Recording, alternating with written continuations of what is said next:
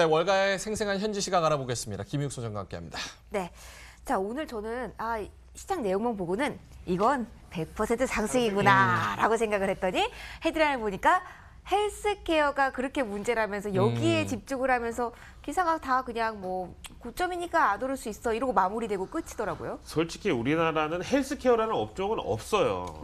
미국의 헬스케어는 우리 바이오도 아니고 그렇다고 무슨 뭐 보험사도 아니고 좀 이제 특이한 업종인데 워낙에 미국은 이제 의료보험 제도가 너무 좀 자본주의적이라서 이런 헬스케어 업체들이 이제 민간 보험 업체들이 이제 그동안에 어떤 입지를 굳혀왔는데 이게 지금 흔들리고 있다. 오바마 대통령 이후에 또 한 번의 위기를 맞았다라고 네. 보겠는데요. 요거 꼭 바로, 여쭤보고 싶었는데 첫 번째 이야기로 들어있어서 바로 예. 보도록 할게요.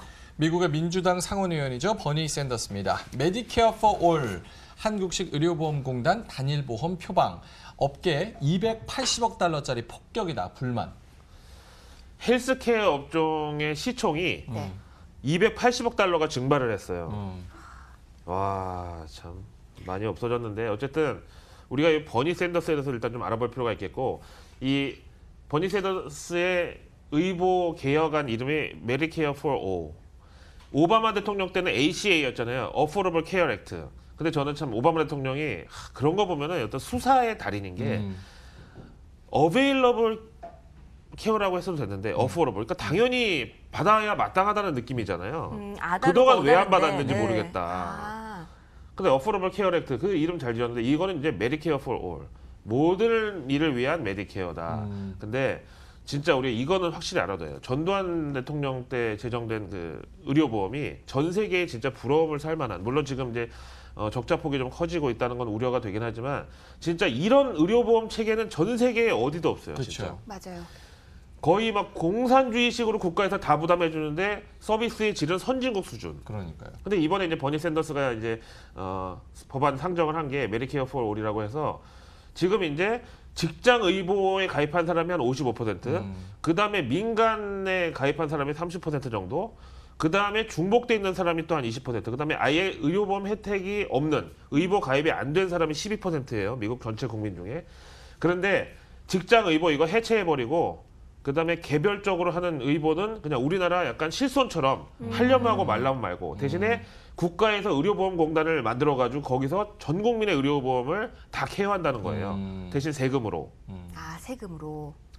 저는 근데 이게 그러니까 그게 궁금했던 게 오바마 케어랑 근본적으로 가장 큰 차이가 뭔지가 궁금했고 또 하나는 이게 사실은 상정은 됐는데 통과될 가능성이 높진 않잖아요. 아닌 저 예. 예, 근데 시장이 왜 이렇게 급격하게 반응을 하는지 이렇게 두 개가 좀 궁금했어요.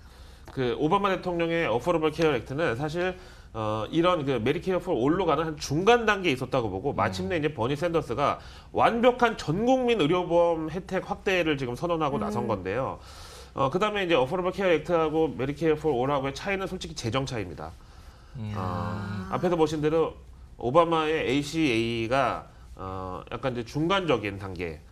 전체 보조는 못 해주지만 그래도 아파서 죽지는 않을 정도까지만 한다면 이거는 전 국민이 진짜 한 5분의 1 값으로 다 병원 치료를 받게 해준다 이런 건데 사실 이것 때문에 유나이티드 헬스가 어제 오늘 6% 빠졌어요. 와 다우를 흔들었죠. 완전히 다우를 진짜 끌어내렸는데 그 유나이티드 헬스의 회장이 평소에는 사실 이런 발언을 잘 안 하는 사람이고 그렇잖아요. 민간 의료보험 회사 CEO가 뭐 정부에 반하는 얘기를 해서 괜히 찍힐 필요도 없고 그렇죠. 약간 공익 사업을 하면서도 이제 돈은 또 사적으로 챙기는 그런 기업인데 근데 이 메디케어 포 올에 대해서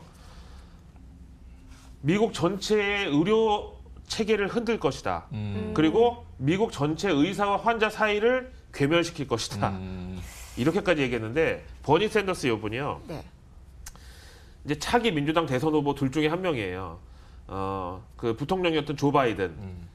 그 이상한 성추문으로 지금 코너에 그래서 몰린 좀 유력한 후보긴 하죠. 떠오르긴 하는데 네. 이분도 요즘 좀 그런 게 사실 힐러리하고의 민주당 그 경선 때 거의 그 막상 막하까지 갔었거든요. 근데 이분이 자기는 대놓고 나는 사회주의자. 근데 민주적 사회주의자 이렇게 얘기하고 다니고 나는 백만장자의 어떤 돈 버는 그런 방식을 굉장히 혐오한다. 이거 미국에서 하기 힘든 얘기예요. 근데 그 이후에 본인이 재산 증식을 상당히 많이 하시긴 했잖아요. 그랬죠. 예. 그런데 이제 본인의 어떤 그 세금 내역을 이제 공개했는데 얼마 전에 5년 만에 재산이 뭐 300만 달러로 불어났어요. 와. 75만 달러에서 5배 네. 불어나가지고 이 사람이 본인이 백만장자를 혐오한다고 말한 사람이 본인이 백만장자인 것으로 드러났는데 그걸 가지고 기자가 아니 내로남불 아닙니까 네. 이거 그랬더니 내가 이 책을 써서 인세로 번 돈이야. 기자 너도 백만장자 되고 싶으면 책을 써라. 라고 무슨 답변을 소리예요? 마련. 근데 그 책의 내용이 자본주의를 비판하고 사회주의로 가야 된다. 아. 백만장자는 아이러니하네요. 흠결이 많다. 상속세를 77%까지 확대해야 된다. 라고 해놓고 지금 집 3채를 보유하고 있고 뭐 주식 부자로 또 등극을 했대요. 어쨌든 트럼프가 지금 막 주먹이 근질거려. 막 아우 이런 거는 나한테 한번 걸리면 그냥 완전 손 좀 봐주겠다고 하고 있는 사람이에요. 이게 나왔다라는 것만으로도 이제 헬스케어는 흔들리고 있다. 예. 그만큼 큰 방향성은 비중을 그쪽으로 가고 있다 이렇게 봐야 예, 될까요? 그거를 염두를 해주시면 되겠습니다. 어쨌든 예. 1박 2일 사이에 280억 달러면 31조 7천억 원의 시총이 증발을 해버렸다. 와, 이거 계속 어떻게 그래서 진행될지 폭격이라고 봐야겠어요. 할 만하다. 알겠습니다. 자, 두 번째 이슈 가보도록 하겠습니다. 미중 비즈니스 표기의 에린 애니스입니다. 일본 측 방일 5월 26일에서 28일 예상한다. 미중 대표단 정상회담 전 딜 완성해야 늦어도 G20 기간 중 회담 현실적으로 판단. 이렇게 나왔대요. 지금 그 트럼프의 일본 방문, 국빈 방문 일정이 5월 말이라고 지금 알려져 있는데 일본 언론에서는 우리 외교 소식통에 따르면 5월 26일에서 28일로 잡고 있다. 그러면 이제 29일 날 바로 중국으로 날아갈 수도 있고 아니면 이제 조금 뭐 미국에 갔다가 다시 중국으로 갈 수도 있고 그다음에 가능성은 희박하지만 일본 왔는데 잠깐 바다 건너서 한국에 왔다가 또 중국으로 갈 수도 있고 그런데 이제 지금 5말 6초 오늘 얘기 나왔잖아요. 근데 중요한 건 뭐냐면은 트럼프하고 시진핑이 만나기 전에 미중 대표단 무역 대표부 양국 간에 딜을 일단 완성해 놔야 된다. 우리 솔직히 북미 정상회담도 그랬었잖아요. 미리 이제 다 비건이 가가지고 이제 뭐 최선희하고 다 이제 정리를 해놓고. 그래서 정상은 야 딴소리 하기 없어. 이거 맞아 안 맞아. 네, 여기서 딱 정리된 확인만 거야. 하고 이제 사인만 하고 나와야 되는데 거기서 막 자동차 막 콩 막 트럼프가 얘기하고 막 그럴 수는 없잖아요. 그래서 어쨌든 딜이 완성되는 게 우선이고 딜만 완성되면 5월 초라도 열릴 수가 있다는. 근데 요 에린 애니스 어떻게 보면 그야말로 이제 실물 경기와 그 양국 그 무역 대표부를 잇는 어떤 이제 민간 가교 역할을 하는 단체인데 비즈니스 평의회가 늦어도 6월 말에 열리는 G20 정상회담 중에 따로 이제 둘이 만나가지고 단독 회담을 가지는 것까지는 우리가 각오를 해야 된다. 딜이 먼저 완성된 다음에 만날 거기 때문에 늦어질 수는 있는데 늦어도 6월 말은 안 넘긴다. 둘 다 뭐 미중도 그렇고 미일도 그렇고 6월 안에는 뭐 마무리가 될 거다 이런 쪽으로 지금 보도들은 좀 나오고 있는 상황이네요. 네네. 참고를 해보시기 바라고요. 자, 미국의 수출 실적 이야기 이어가 보도록 하겠습니다. 예, 웰스파고 애널리스트 마이크 바이오입니다. 미국 수출 실적 3월 이후분 예의주시를 해야 된다. 보잉 737 맥스 시장 여파는 아직 미지수. 미국 2분기 GDP 0.2% 마이너스 요인이 될 수 있다. 왜 3월 이후부터 예의주신가요? 앞에 이제 미국의 무역 수지 적자 폭이 8개월 만에 최저로 줄어들었다는 얘기 들었는데 네. 일단 이름은 약간 도시락 이름 같은 귀여운 이름이에요. 치킨 마요처럼. 제가 예전에 농담으로 했던 하지 마요 그분인가요? 예, 하지 마요, 맞아요. 하지 마요 맞아요.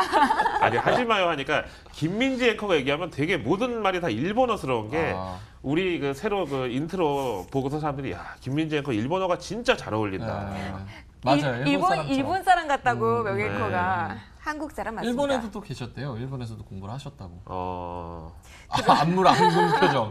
안 물어봤고. 너무 솔직히 과다한 제가 정보 드리지 않겠습니다. 너무 피곤해가지고 예. 지금 정신없는데 하지마요님은 네, 아니, 하지마요. 방송이잖아요. 리액션을 해주셔야죠. 와타시 다치와 미나상어 마테이마스.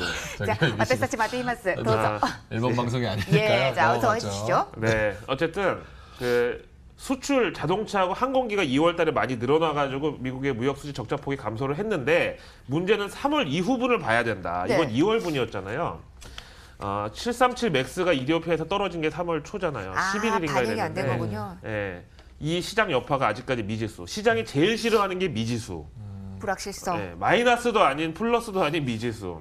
그래서 이 보잉 사태가 미국 GDP 이제 우리가 지금 현재 살고 있는 2분기분의 0.2% 디스카운트 요인이 될 것으로 내다보는데 과연 수출에는 얼마나 지장을 줬을까? 근데 어쨌든 뭐 트럼프가 또 이제 쉴드를 치고 나섰죠. 프랑스의 에어버스 같은 경우에 정부 보조금 가지고 수출에 있어서 가격 경쟁력의 어떤 반칙을 범하고 있다. 하고 있다. 뭐 이렇게 공격했으니까 어쨌든 두고 볼 일이죠. 예. 네. 자, 자, 다음으로 마지막. 또 넘어가죠. 핵심 이슈 중에 하나죠. 중국의 경제지표 이야기 마지막으로 짧게 해보겠습니다. 네타니 송콩 찌안웨이수입니다. 중국 경제에 대한 자사뷰는 아직 조심스럽다. GDP 6.4% 인위적인 보양 요소가 분명히 있다. 1분기 중국은행 여신 5조 8천억 위안 풀었다. 중국 인위적인 GDP. 부양 요소. 예.